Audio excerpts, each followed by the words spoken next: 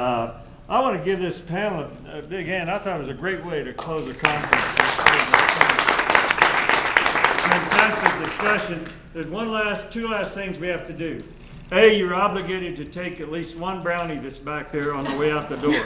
Otherwise, you don't get your mileage either. You got to file for it. You got to take a brownie.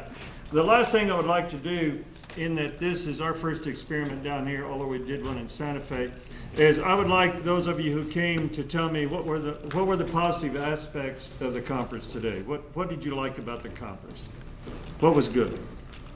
Hearing other people's experiences, learning from other people. Learning from other people? I think this conference was very necessary given the economic situations that have occurred in the past and what is still happening. And I enjoyed listening to all the good comments and various views that people had about ethics. And I do use a book in my own course that is a down the road that has a section on ethics in every chapter. This is the USA one of it. Yes, ma'am. References. References? You could go to find things. Places to go to get some information. The resources. Yeah, access. Resources are excellent. Video clips. The video clips. Okay, what else was great about the conference? Very positive thing. I thought the speakers were all fantastic, by the way. I thoroughly enjoyed the morning, especially where we had the sense of Bill Daniels, and it's like the Aristotle perspective of integrity, and then we had the Enron example, which to me is the Machiavellian, which is good ethics is good business because it's cheaper in the long run. Something like that is the kind of what I reacted to, and then this afternoon we had the greatest specific examples, so it was a nice combination. Other comments about the conference, positive comments about the conference. Yes, sir. Two things. One was the interaction. I just always love that when I come here. The second thing is I finally figured out where Wyoming is. Somewhere north of here. I want to say, in comparing the two conferences, and what we tried to strive for was more of a discussion. And this last hour and a half or 2 hours is really what we were looking for in terms of hearing from you, asking questions, talking about resources, and that sort of thing. So I really appreciated that part of the conference very much. Other positive attributes that come to mind. Yes, ma'am. I enjoyed getting to meet other people, and the content was wonderful. I also want to comment that I liked the way the conference was set up so that it fell in the break time before the semester started, and also that we had dinner the night before to get to know some people, which doesn't make this day so long, and then the format on this day was very good. Good. And we purposely knew that all of you teach during regular semesters, so we do try to put them in the breaks so that you have an opportunity to come down and, or in the case of going to Santa Fe. Other comments about the policy? Yes, ma'am. I just want to say thanks for including the adjunct professors. Good, you bet. And I think they're doing more and more teaching, so that's very important anymore. Other comments about the positive attributes? One step forward to be the fellow. The fellows? Okay. And by the way, Bruce will be announcing sometime soon a request for proposal to be fellows and it'll be pretty much summer work, as you would guess, when you're not busily engaged teaching and that sort of. How can we improve the conference then? What are the changes that you would make to make this a better conference? What's that? There's one right away in the back. Oh yeah, John, I'm sorry. I'd recommend handouts, that each presenter be motivated to provide some takeaways from us.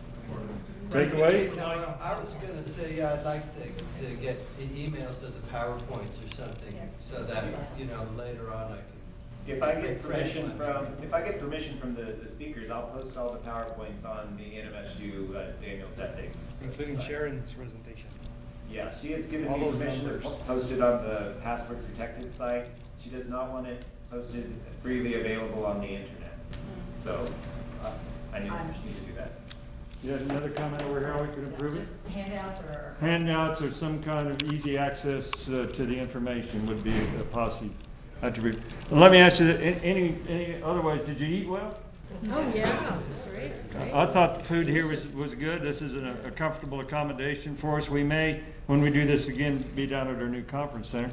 Would it be possible to include a call for proposals for example, the community college professors such as Sue Williams, who does an excellent presentation on ethics, and she teaches it in her classrooms. Yeah.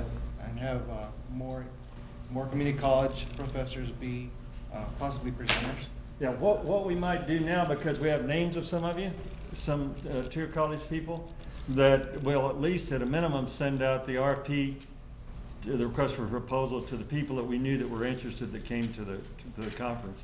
We wouldn't know who all to send to everybody, but at least those who attended should get a copy of it to see if they're interested in doing anything at all. How else can we improve the conference? Well, this isn't to approve it, but to continue.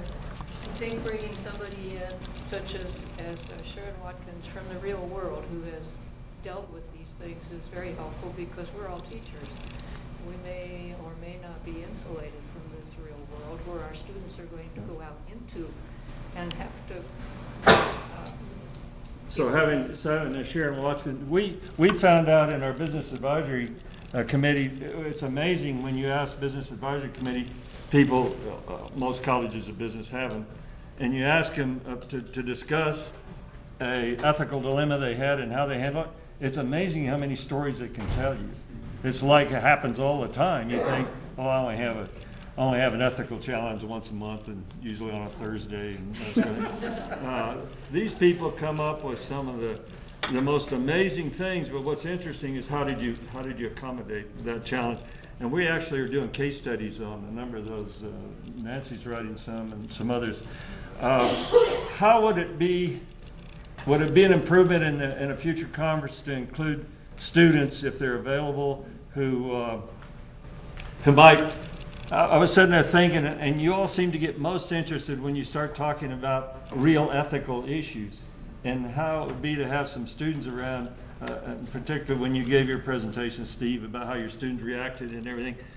It might be good in the next iteration. We do have students who live in our towns here.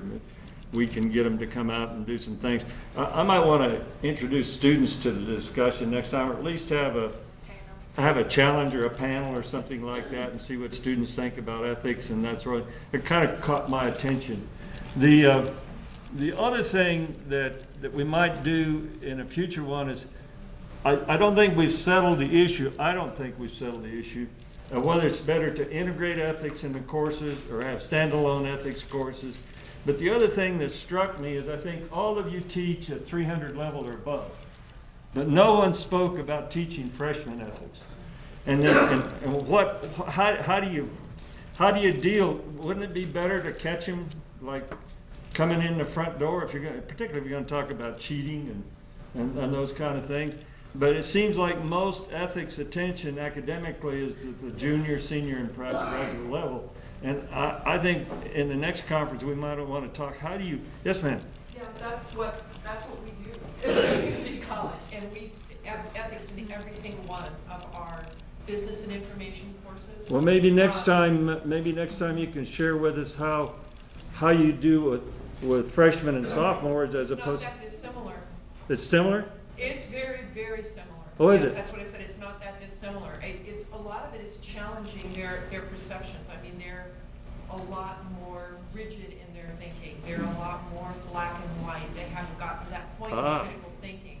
And it's challenging that and pushing them away from some of those things about, well, of course that's what you do. Mm-hmm. And it's like, yeah, you get to have some real fun with them. That's great. Well, it just occurred to me because I looked up here. You can, because it's like, why? Yeah. And they go, well, because. Yeah, Well, because why? yeah. And yeah. Well, I just looked up here and I know about where these people teach, and I said to myself, what are we doing for the freshmen and sophomores? And you're already taking care of that. Maybe we'll have to have. I don't know that I'm taking care of it exactly, but You're at least stunning them.